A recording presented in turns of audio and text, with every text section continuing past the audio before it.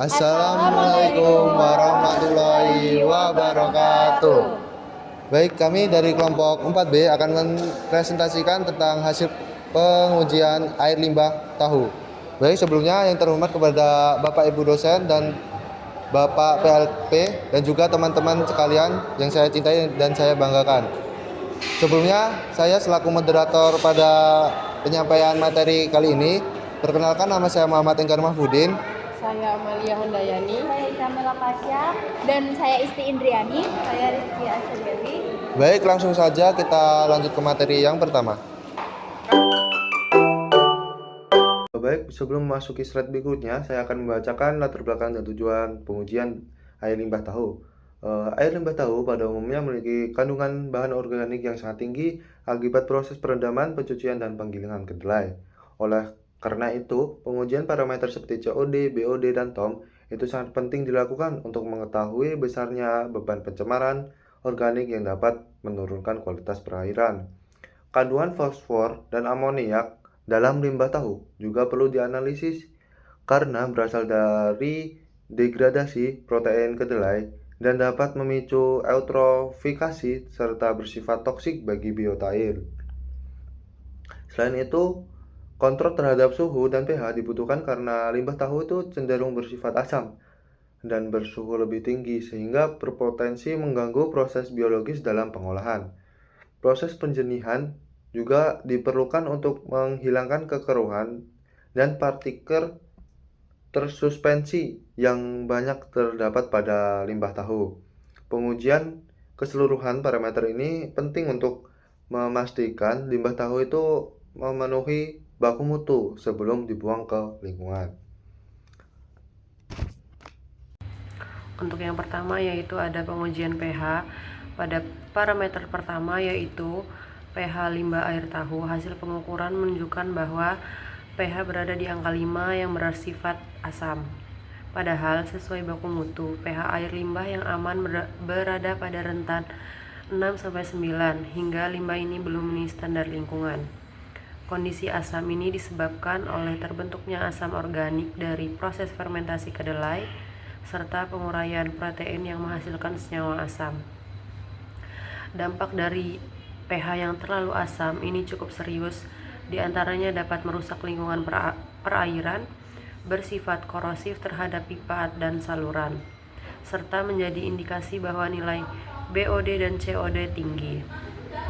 Untuk penanganannya, dapat dilakukan netralisasi pH dengan menambahkan kapur atau NaOH sehingga pH berada di kisaran 6-9. Selain itu, perlu dilakukan pre-treatment seperti penyaringan dan pengendapan awal. Kemudian dilanjut dengan pengolahan biologis seperti aerasi atau biofilter agar beban organik dapat berkurang sejak awal proses.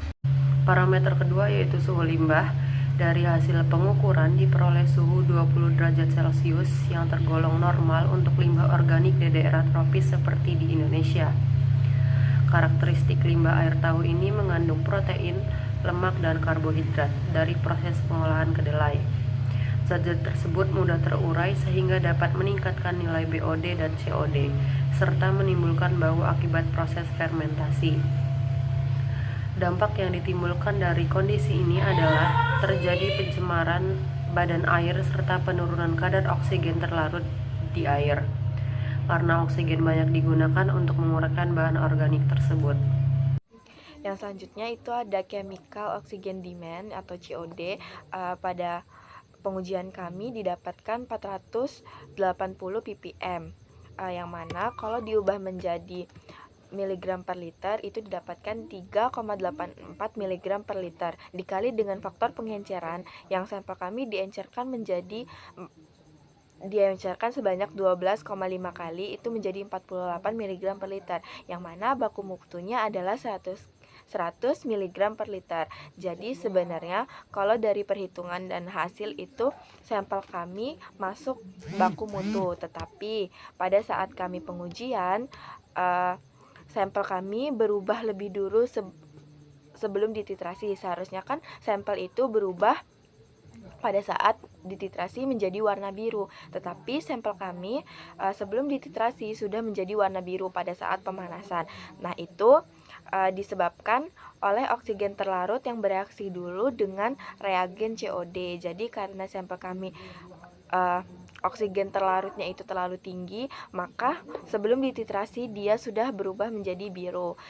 Nah, reagen dikromatnya cepat habis, bukan bereaksi dengan bahan organik, tapi dengan oksigen terlarut itu tadi. Nah, jadi pas kami titrasi itu titik akhir warna hijaunya itu nggak muncul, maka si COD ini sebenarnya hasilnya tidak valid karena sebelum dititrasi dia sudah habis bereaksi begitu.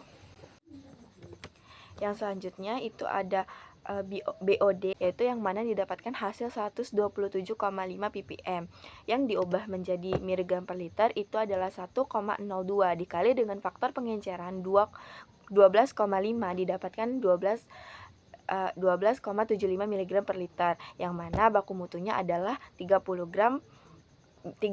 mg per liter, yang berarti sampel kami BOD-nya rendah, jadi masih masuk baku mutu. Sedangkan tadi kan COD-nya tinggi, jadi air limbah dengan karakteristik COD tinggi dan BOD rendah mengindikasikan bahwa sebagian besar kandungan pencemarnya adalah zat organik yang sulit terurai yang disebabkan oleh COD yang tinggi tadi. BOD rendah karena berarti zat yang dapat terurai oleh mikroorganisme yang di dalam sampel kami berarti sedikit, jadi makanya kandungan BOD-nya rendah. Di sini saya akan menjelaskan hasil pengujian dari kelompok kami, yaitu Total Organic Matter atau TOM dari limbah cair air tahu. Dari hasil perhitungan analisis kelompok kami, jumlah TOM 74,6 mg per liter dengan baku mutu 3 mg per liter yang berpotensi menimbulkan bau dan pembusukan. Jadi, limbah cair air tahu ini perlu proses pengolahan sebelum dibuang agar tidak mencemari lingkungan sekitar. Selanjutnya yaitu fosfor.